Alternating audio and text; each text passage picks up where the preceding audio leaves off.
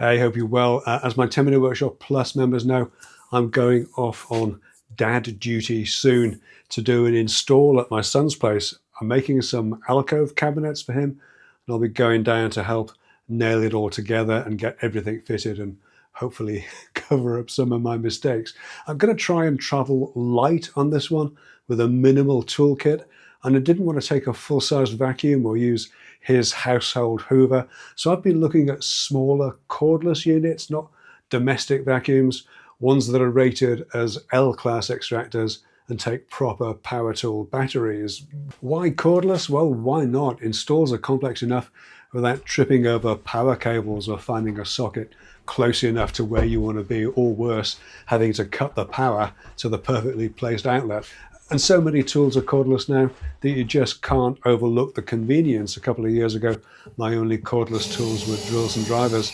Now I've got a cordless track saw, cordless table saw, cordless routers, cordless planer, cordless work lights. And I don't think any of us would willingly go back to using mains-powered drills and drivers, for example. Of course, when you look at cordless tools, the battery platform you're already on plays a big part in the decision. And yes, Festool do have a very nice CTLC SysVac. I've had the corded version of that for many years, but this one's developed a fault, unfortunately, and I need to get it in for repair. It's also bigger than I was thinking of for this job, and the cordless version is a bit on the spendy side too. The vacuum is something I'll probably leave with my son for his own DIY projects rather than bringing it back here. And while I'm sure he'd be very happy with the Festool, the other tools that work with those batteries would probably be a bit beyond his means.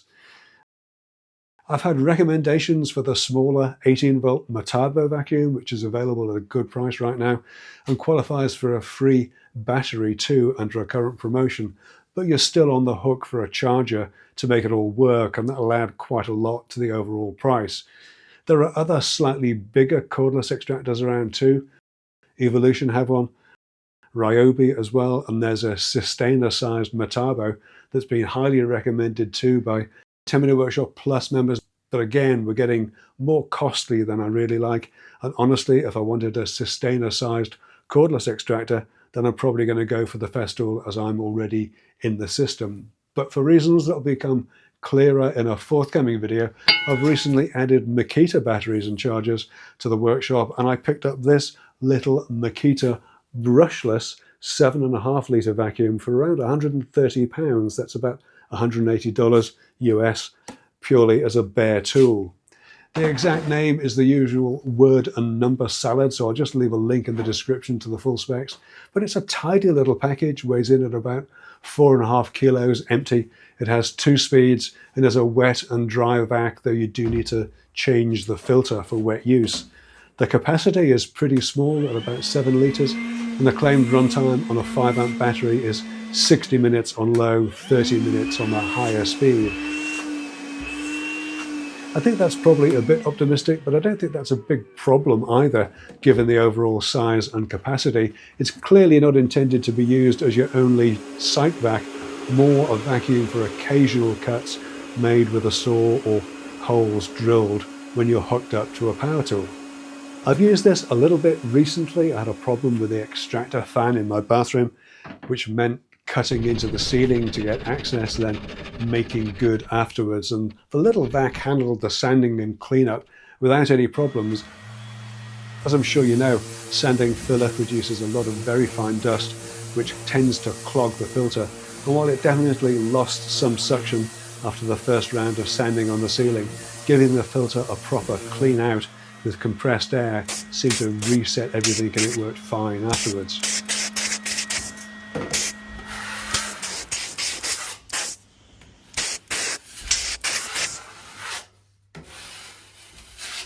I mentioned that it's a 2-speed unit, and on the specs the low setting isn't that much less powerful, 1.3 cubic meters per minute versus 1.6 on high, but in reality it does feel a lot less. I must admit, I first thought on the slow speed that it would be a bit of a waste of time. That was until I came to clean up some of the fine debris off some dust sheet and found that the low setting is exactly what you need to clean up without sucking up the floor covering as well. You get onboard tool storage, a crevice tool, and a flooring one, but disappointingly there's no brushless in every sense, this one. And adding a brush brings me to my main niggle with this little machine, and that's compatibility with existing tools. I can forgive the short, stretchy hose. It's a compact unit after all, and I can overlook the hose ends that don't rotate freely. It's a wet and dry back, so you probably wouldn't want those leaking in wet mode, even if it means that the fixed ends twist slightly as you stretch the hose out. But the hose ends are a rigid plastic with a bayonet type fitting at the machine end, which makes using it with any tools other than the ones it comes with a bit of a challenge. You could probably resolve this easily with some nifty 3D printing, but I just went old school and wrapped a few turns of gaffer tape around a regular D27 hose to give myself a bit more reach, and a standard rubber tool connector. And this seemed to work just fine, though a more permanent solution for a longer hose would definitely be on my wish list if I was using it more frequently. It's not the quietest of extractors either, especially in an enclosed space. If you're using power tools, you probably have ear defenders on anyway, and if you're not, then you probably should. But other than that, I'm really happy with the purchase. It's an L-class extractor, and it also comes marked as HEPA as well. High efficiency particulate air filter, they say. That's an American standard that sits between our Class L and Class M standards. You can swap the hose ends to turn it into a blower if you need that function.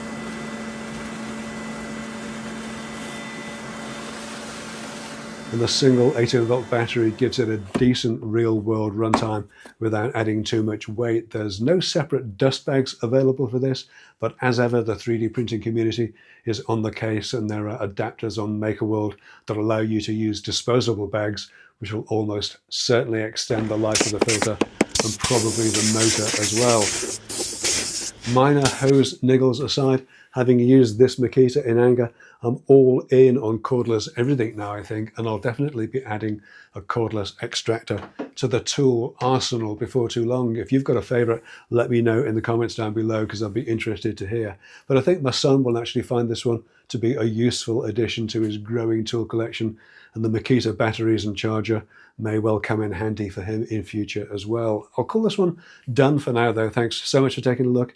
Keep watching, keep subscribing, and I'll catch you in the next one. All right, take care.